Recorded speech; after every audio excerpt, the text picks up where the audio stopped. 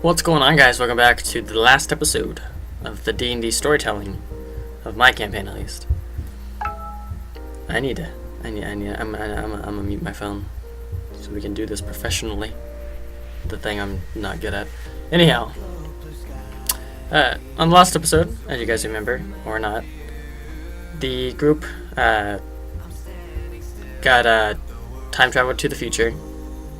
Where nature was completely overgrown due to the multiple shards of pillars of light, and making the nature grow a lot more rapidly and actually turning them into real life humanoids. There was also a disease going around called the Void that the first stage caused all reproductive cycles to be basically deleted from your body, so kids cannot be born. And as the disease grew more and more, it would eventually kill you out and turn you into a voidling.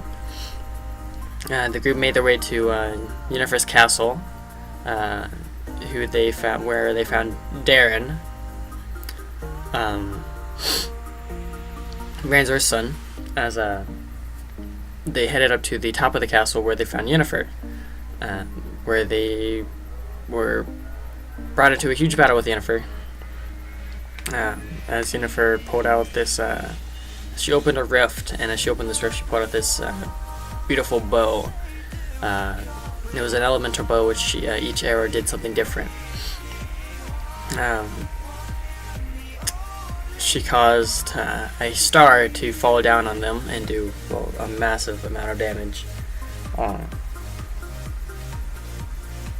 Sorry, I got something to play for my freaking long hair, but the group battled with her for a long period of time. It was a really tough battle, with Yennefer being one of the strongest, or being the strongest mage, for learning about the Void being an unknown plane of existence.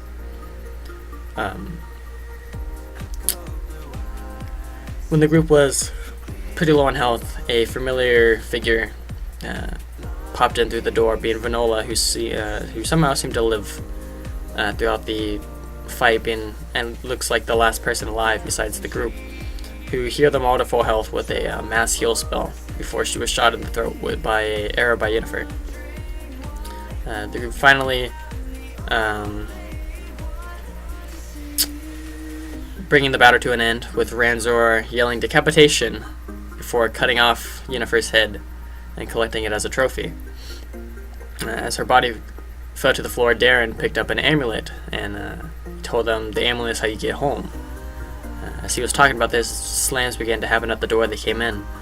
As Darren handed the amulet to Ranzor, he approached the door. As the door broke open, as a dragon that looked completely made of thorns and spikes, almost like a cactus, being his green color. Darren swinged his axe into one of those dragons as another dragon came in, being this crystal dragon, as it took a bite of Darren and ripping him in half. As 7 more dragons began to crawl their way inside this keep. Ranzor, not really knowing how to use magic, threw the amulet on the ground and tried to step on it, but nothing happened. So Raven quickly picked it up, being a little more better with magic, opened a rift back home. As they teleported, they landed back in Stormwind, the same place where they where they appeared from after leaving the Abyss. However, none of them seemed to remember the future. None of them seemed to remember what happened. So they made their way inside the castle once more after Anara's telling them the same thing, that Yennefer is waiting for you inside the castle. So they went inside. Yennefer was on her knees, crying, saying that she's seen everything. She'll fix it all. She'll bring the memory back to everybody and remove herself from everyone's mind. She opened a rift before trying to erase everyone's mind of her. The only one who succeeded was Oberon, who still remembered her. As they made their way inside the Void, being the final act of this campaign. As they stepped inside this purple rift, they appeared on a platform looking around, Ranzor stepped forward a little bit as another platform rose up to meet his, just randomly out of this void. The void being this, space-like area, the air really cold. And the four of them made their way forward as they eventually came across what looked to be a big cathedral type area. The cathedral was ripped in pieces, though. There was like the diner on a different part, and it just variated from there. And there were 4 different lands, I guess you can say, each one being rather lower or higher than the other. So to get to these different lands would take magic of some kind, flying, or a really intense jump. As they made their way, they saw a head peek up, being a purple black colored head, being the Void Dragon's head, as it slowly rised up, peeking over. As they saw another head, a white head, with a black head, with a green head, with a red and a blue. They saw 6 heads rise up, their necks all eventually connecting into a massive body. It seems that the orbs of Tiamat have been merged with this Void Dragon, creating a Void Tiamat. The group quickly took shelter behind a tower as they prepared of what to do to take this being down.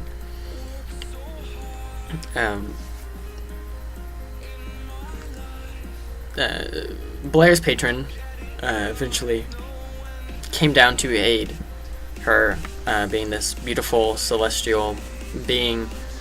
Her patron, she helped quite a bit, especially when it came to Ranzor. Ranzor was knocked unconscious from a couple breath attacks. The group tried to explore as many things as possible. They did, one of them, I think it was Wayron first, found or teleported to the diner where there was a cake. The cake had different portions on it. Every time you ate a piece of the cake, you would regain. It was basically like drinking the best healing potion. And if you eat all the pieces, there's a gold piece. There's a gold piece on that, and if you eat that, you become immune to damage for, I think, like 2 rounds or something like that. But they never got to experience that. They broke into a battle with this. Oberon found a javelin that shoots a arrow of dragon slaying, which he was using to his advantage. As the dragon, though, teleported, stepping through this colossal titan dragon, just opened a rift and stepped through it. He began to do more breath attacks and just almost basically wreck these people, doing at least 200 damage in one turn, doing multiple breath attacks at once. I think Raven was the first to fall, as the dragon swallowed him whole, as he fell inside this stomach acid. The stomach acid being of a black dragon, the acid did quite a bit of damage. Raven was the first to die inside the belly of the beast. Oberon was then swallowed, as well as Blair's patron. Oberon, not knowing what to do, in a state of despair and losing hope, he set off a nuke inside the dragon's body. Causing this did cause, or would have basically caused the other 2 to die after failing their death saving throws. As the dragon puked him out, Wayron had fallen and was dead. Oberon was still conscious after a certain feature he had, being his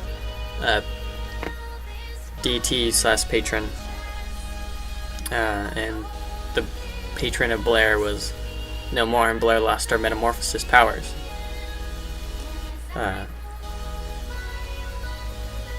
Ranzor and Blair and Oberon continue to fight, and in a moment of reckoning, after Oberon was killed, or not killed, after a moment of just havoc, when the beast got close enough, the Tiamat Void Dragon, or the Void Tiamat, got close to this tower, Ranzor climbed up and jumped on one of its heads. Ranzor finishing the Void Tiamat off as well, as he was on the farthest neck, as he stood up, finally holding his Fume Greatsword by one hand and cutting off one of the heads, jumping across to the other, cutting it off, and cutting off all 6 heads until eventually the dragon fell.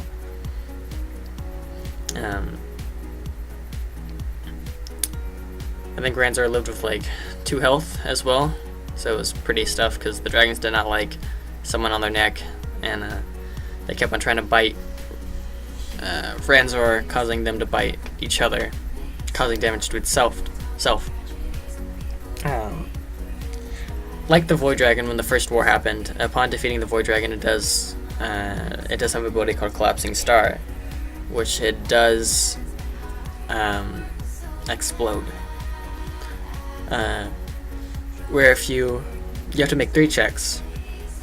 If you fail 2 of those checks, you are teleported to a different plane of existence. Each save you take at least, I think it's like 10d10 damage. 10d10 damage. Eventually, when this happened, the only one that succeeded on all these saving throws, or all but one I believe, was Blair, as Oberon was killed completely as his health was dropped past his normal health, so he was just killed outright. Ranzor as well was teleported to a different dimension. Oberon was teleported to a different dimension, as well as Raywin and the patron of Blair. Blair is the only one left in this void by herself, unconscious. Ranzor awoke in a familiar place, being the Cathedral of Pelor, as Vanola, Anaris, Finnegan, Gilmore, and everyone was there to just everyone around him, as Vanola brought him back to life, asking, "You're alive? Did you do it?" All the portals closed, and all the monsters went away. Sorry, my hair is just being really weird and it bugs me. But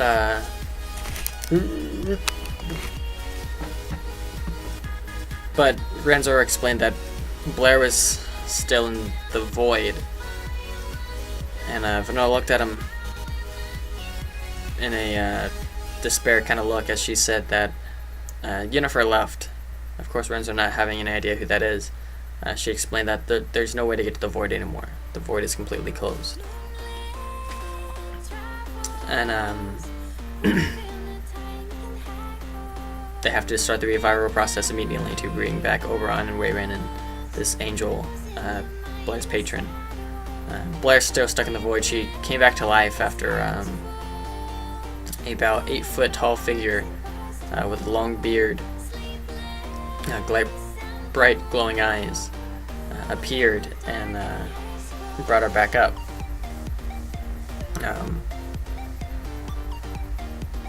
After yawn. This being Pelor, who introduced himself and asked him to help him, asked Blair to help him create Pelor's light once more. As he disappeared in bringing back the 10 shards of Pelor's light. He asked Blair to place him in a circle, which she did. As she did that, he asked her to help as she focused intense divine energy came out of her hands and began to, the shards placed in a circle began to have a divine light connect all of them until they were all created and made like a halo, a gigantic halo. As Pelor then flipped it on its side, once more Blair concentrated, opening, making almost like a divine, bright, radiant portal. As a small comet began to form out of it, just the size of a palm. Pelor said to extend your hand to the air, and then Comet's light, or Pelor's light, would be brought back to life once more. As she did this, the comet rose up and then began to expand and expand and expand into almost its own star as it shot across, almost like a shooting star. She then she thanked Pelor, and then Pelor sent her back to her plane of existence. Everyone looked at her really confused and happy to see her, but it was more of an intense moment trying to bring back Oberon, Rayron, and Blair's patron. The revival process, of course, is a extremely tough thing. Every time you die, your DC goes up. You have a chance of shortening it depending on if you partake in the ritual and do something really good. If you pass the DC, it could decrease the number by 3 or increase it by 1. Oberon being first. Oberon's ritual barely succeeded by, I think, 2. So I goofed off with him a little bit, saying he died, but he came back later during another ritual. It was pretty funny. So Oberon's ritual was passed. It was next for Raywin's. As Blair, Ranzor, and Finnegan all took place, Finnegan was really sad, desperate to see his lover come back.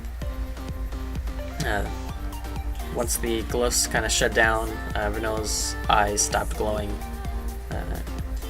Raven's body laid there until finally a breath came to Raven, bringing him back to life. Then Blair's patron, she was brought back to life too. It seemed all rituals were a success, which was actually really lucky. And the group, all happy to be alive, they were crowned the heroes of Zatav, being the ones who saved this whole world. They, as the king approached them, asking them, "So what's your plans now?" Ranzor asked Utaga to marry him, and hopefully to start a family.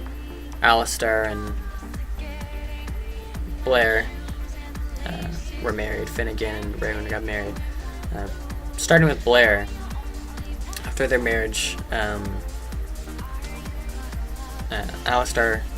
after Alistair and Blair's marriage, the first time they actually had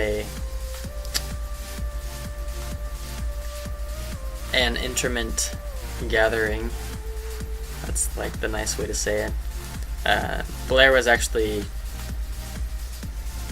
blessed with twins that she didn't know about, because apparently elves take 2 years to actually give birth.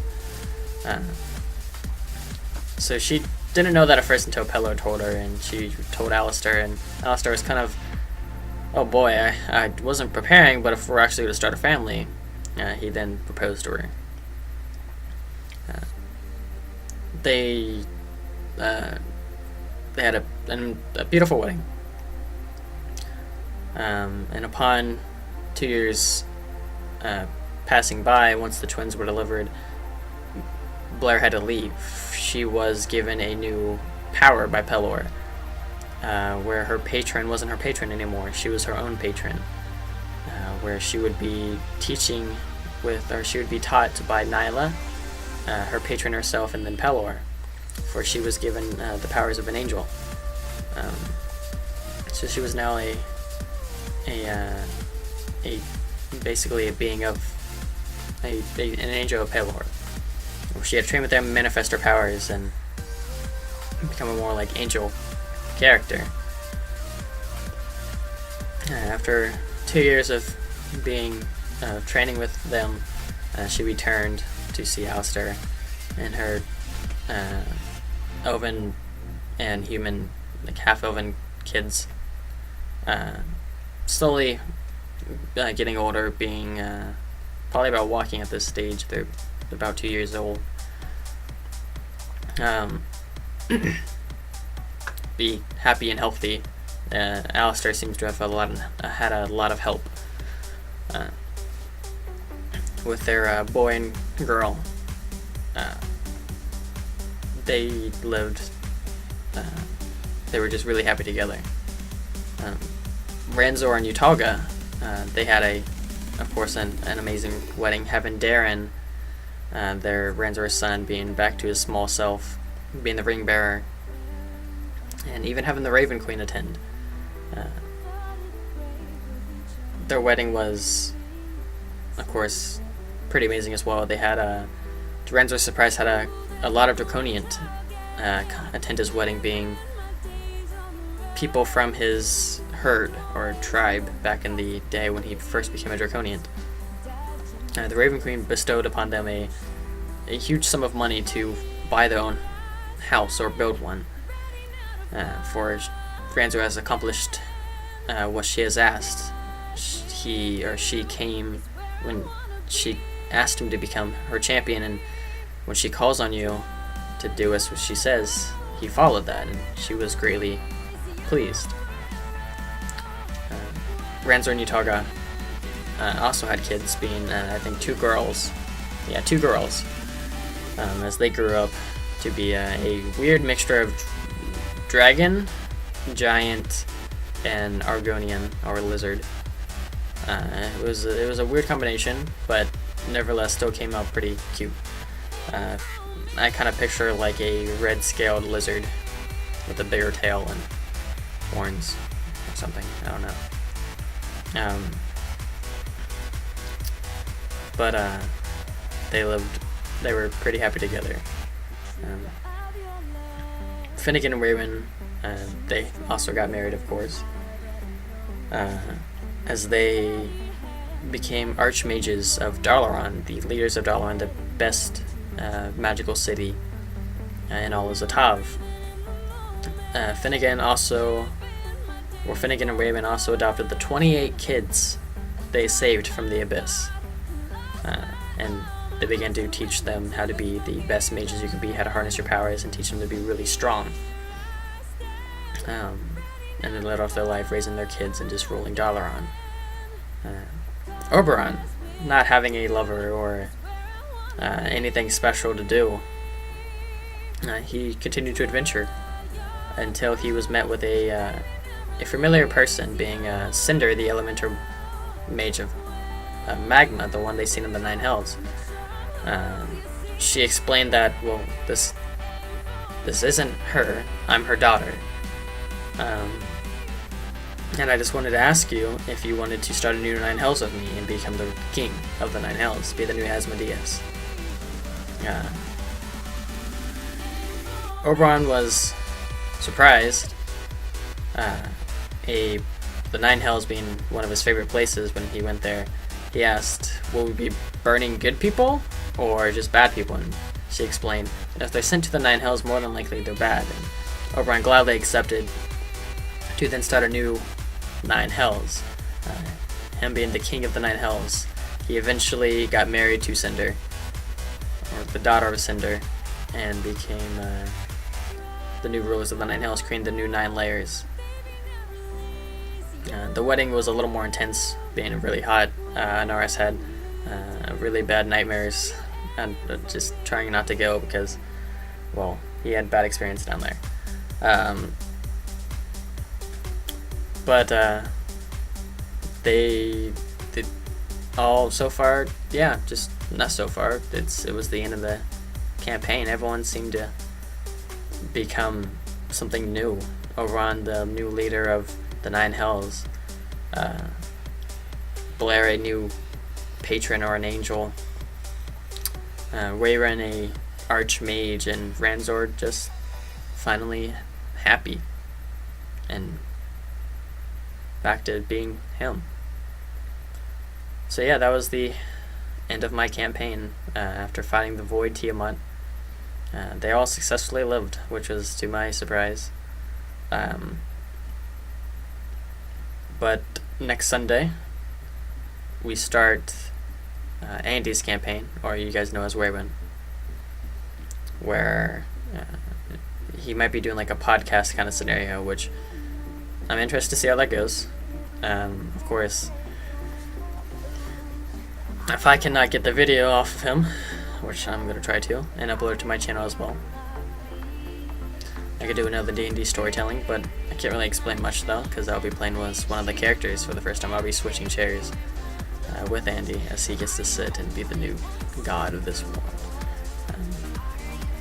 But yeah, I hope you guys enjoyed this little series.